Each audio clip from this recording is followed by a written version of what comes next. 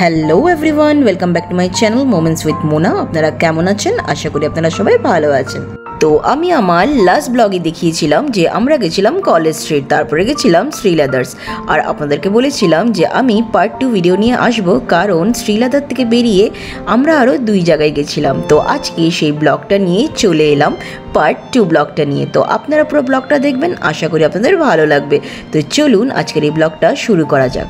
শ্রীলেদার্স থেকে বেরিয়েই আমরা চলে গেছিলাম এই ক্যাফেটাতে, আর এই ক্যাফের নাম হয়েছে বাংলা ক্যানভাস ক্যাফে, যেটা কলেজ স্কোয়ারে। কারণ সুলেখা আগের থেকেই ডিসাইড করেছিল যে এখানে আসবে, কারণ ও গুগল থেকে সার্চ করেছিল এই ক্যাফেটা। আর এই ক্যাফেটা হয়েছে একদম পুরনো একটা বিল্ডিংয়ের ভেতরে, আপনারা তো দেখেছেনই যখন আমরা ঢুকছিলাম। আর এই করিডরটা আপনারা দেখে বুঝতেই পারছেন কতটা পুরনো এই বিল্ডিংটা, সেই পুরনো জানালা সব সেই পুরনো বাড়ির মতন। প্লাস এখানে সেই ট্রফিগুলো রাখা আছে যেগুলো ওয়ার্ল্ড কাপে জেতা হয়, আর সবটা কিন্তু ক্যাফের আগের ঘরটাতেই। তো এইবার ক্যাফের ভিতরে ঢুকছি, তো যখনই ঢুকলাম সেই মোটা প্লাস্টিকের পর্দা ছিল, কারণ ভেতরটা ছিল এসি ঘর। ক্যাফের ভিতরে ঢোকার পরে এক অদ্ভুত শান্তি লাগছিল, তাই আমি এসে একটু বসলাম, কারণ কলেজ স্ট্রিট থেকে অনেকটা পথ আমরা হেঁটে এসেছিলাম। তো চলুন এবার ক্যাফেটা আপনাদেরকে ঘুরে একটু দেখাচ্ছি। ক্যাফের ভেতরে যা যা জিনিস আপনারা দেখছেন প্রত্যেকটাই কিন্তু হাতে বানানো, আর এত সুন্দর সাজানো ছিল ক্যাফেটা, সেটা দেখে কিন্তু আমার মনটা পুরোপুরি ভরে গেছিলো। স্পেশালি এই টি পটসগুলো দেখে, এগুলো কিন্তু সবই হাতে বানানো। আর আরেকটা ইনফরমেশন আপনাদের সাথে শেয়ার করছি, এগুলো কিন্তু সবই ফর সেল, আপনি চাইলে আপনারা কিনতে পারেন। এখানে দেখুন অনেক কুর্তি রাখা ছিল, তারপর শাড়ি রাখা ছিল, স্পেশালি অনেক স্টোরি বুকস রাখা ছিল। তো যারা যারা বই পড়তে ভালোবাসেন তাদের জন্য কিন্তু এই জায়গাটা একদম আইডিয়াল।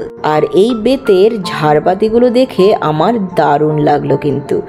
আর এই ক্যাফেটা কিন্তু সাংঘাতিক বড় না, ছোটোর মধ্যে এত সুন্দরভাবে সাজানো ক্যাফেটা, সেটা দেখেই কিন্তু আমার মনটা ভালো হয়ে গেছিল। আর এই ক্যাফেটা এমন একটা জায়গায় যেখানে স্টুডেন্টসদেরকে খুব অ্যাট্রাক্ট করে।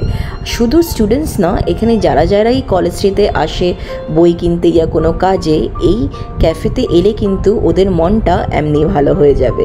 তো চলুন এবার ভেতরের দিকে ঢোকা যাক।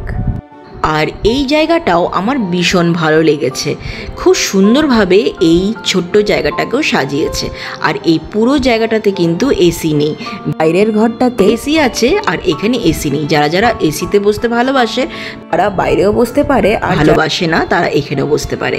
আর এই ছোট্ট জায়গাটাকেও এত সুন্দরভাবে সাজিয়েছে, সেটা দেখেও আমার দারুণ লেগেছে। তো পুরো ক্যাফেটা আমার সত্যি খুব ভালো লেগেছে।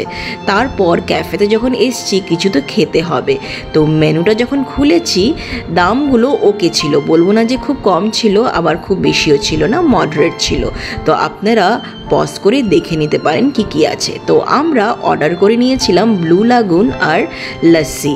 আমি খেলাম লস্যি আর সুলেখা খেলো ব্লু লাগুন। সাথে অর্ডার করেছিলাম ভেজ পিৎজা, আর পিৎজাটা সাংঘাতিক ভালো ছিল। তো ওভারঅল আমাদের ইভিনিংটা খুব সুন্দরভাবে কেটেছে এই ক্যাফেটাতে। তারপর এখান থেকে বেরিয়ে আমরা চলে গেছিলাম আরেকটা জায়গায়, সেটা নিয়ে কিন্তু আমি আসবো পার্ট 3 ব্লগে। আপাতত এই ব্লগটা আপনারা এনজয় করুন, আর যদি ভালো লেগে থাকে like comment share, bye bye.